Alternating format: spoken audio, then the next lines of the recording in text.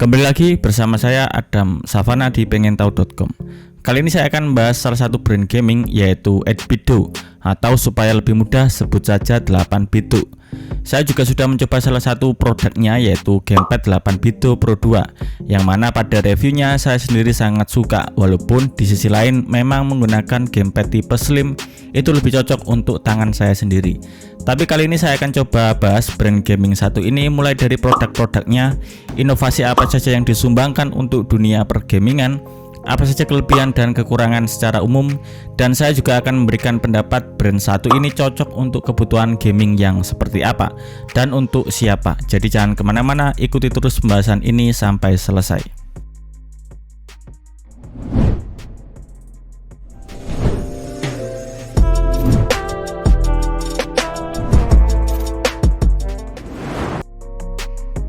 Pembahasan yang pertama adalah latar belakang perusahaan 8BitDo, dan sebenarnya dalam hal ini tidak banyak yang bisa saya dapatkan karena dalam websitenya sendiri mereka tidak menyebutkan tahun berdirinya itu kapan dan sebagai apa.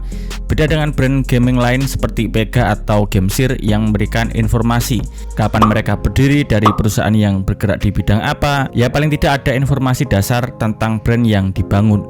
Tapi untuk 8BitDo mereka tidak memberikan informasi tersebut. Tapi kalau dilihat dari YouTube, mereka sudah upload sejak 10 tahun yang lalu, atau kurang lebih antara tahun 2013-2014. Dan kalau dilihat, 8BitDo ini berhubungan dengan controller Nintendo yang masih bernama NES, Nintendo Entertainment System, yang perilisan pertamanya pada 1983 itu adalah Family Computer namanya. Bisa jadi 8BitDo ini adalah vendor yang membuat controller dari produk Nintendo kala itu. Kalau dilihat, kebanyakan produknya memang lebih kompatibel dan cenderung cocok untuk konsol Nintendo. Sampai tahun 2024 ini, 8BitDo sudah banyak merilis controller. Yang menjadi keunikan dari produk 8BitDo adalah desain retro yang mereka tanamkan untuk konsol modern. Contohnya saja controller 8BitDo Pro 2 yang saya beli, karena produknya itu mirip dengan controller PS1 dari segi desain dan bentuknya, tapi bisa digunakan untuk konsol PS4 dan PS5 dengan bantuan converter adapter. Ada juga produk 8BitDo yang berkolaborasi dengan Xbox. Saat ini ada beberapa macam controller, docking controller, arcade stick, gaming clip untuk smartphone, dan ada remote Xbox sebagai konsol multimedia. Kemudian ada juga converter adapter untuk konsol Nintendo, Windows PC, dan kalau PlayStation itu masih di konsol PS1 dan PS2, tapi bisa menggunakan controller PS4 atau PS5. Untuk gamepad 8BitDo Pro 2 yang saya sebutkan tadi itu tidak menggunakan adapter dari 8BitDo-nya sendiri, ya melainkan menggunakan adapter dari Lucky Fox. Kok bisa seperti itu? Ya seperti yang saya bilang, kebanyakan gamepad 8BitDo itu lebih cenderung support untuk konsol Nintendo karena menggunakan base controller Nintendo. Itu sama saja dengan mengkonversi controller Nintendo, jadi ya brand third party bisa membuatnya dengan mudah.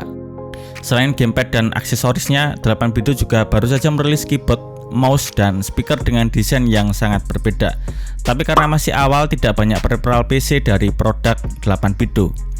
Selain produk jadi seperti gamepad, remote, dan aksesoris lain, 8BitDo juga menyediakan produk mod atau yang disebut modifikasi untuk controller konsol Sony PlayStation, Nintendo, dan Sega. Modifikasinya cuma sederhana, hanya mengganti mainboard gamepad ke controller supaya bisa digunakan secara wireless. Walaupun sederhana, tapi sejauh ini tidak ada brand yang membuat modifikasi seperti ini. Masalah teknologi yang ada pada produk 8BitDo itu sudah tidak perlu diragukan lagi. Yang paling saya suka dari gamepad ini adalah adanya software yang dapat memaksimalkan semua fitur pada gamepadnya.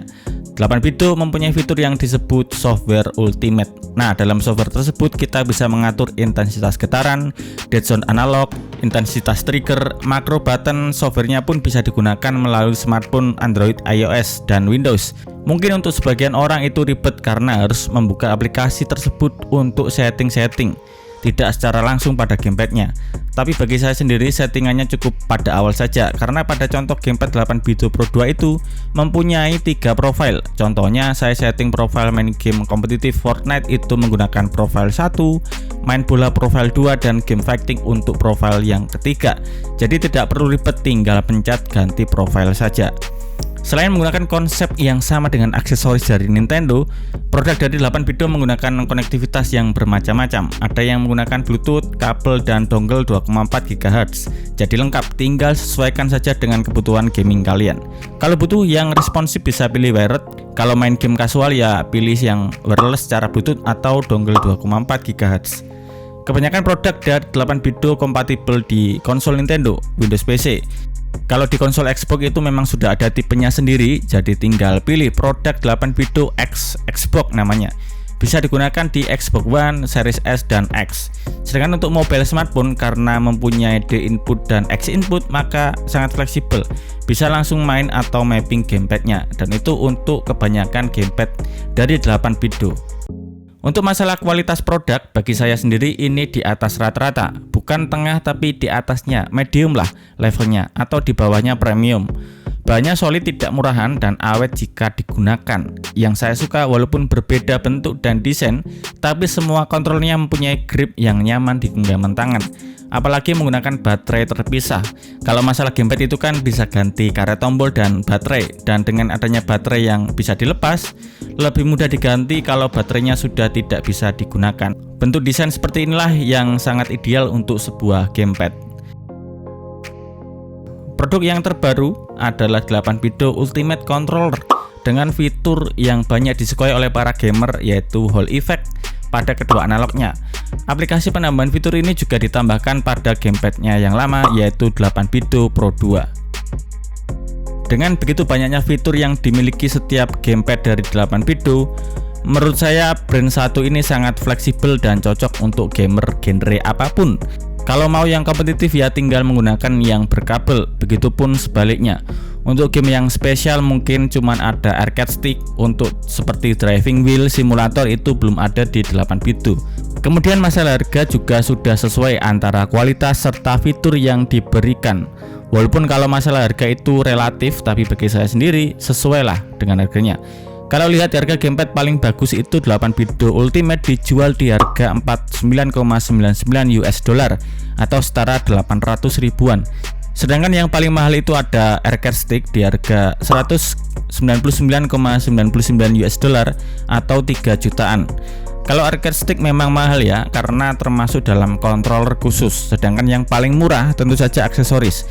Atau kalau adapter dongle itu seharga 19,99 US dollar atau senilai 300 ribuan. Bagi saya sendiri, gamer casual semi kompetitif sudah sangat cocok menggunakan produk dari 8BitDo. Tapi buat kalian yang sangat antusias sekali di dunia pergamingan, tentu saja bakalan bilang bahwa kualitas dari 8BitDo masih kalah jika dibandingkan dengan produk premium seperti Razer. Untuk 8BitDo ini ada di tengah-tengah lah levelnya. Baiklah, mungkin cukup sekian pembahasan kali ini, semoga bermanfaat buat kalian. Jangan lupa tinggalkan pendapat kalian di kolom komentar. Saya Adam Savana, sampai ketemu di video selanjutnya.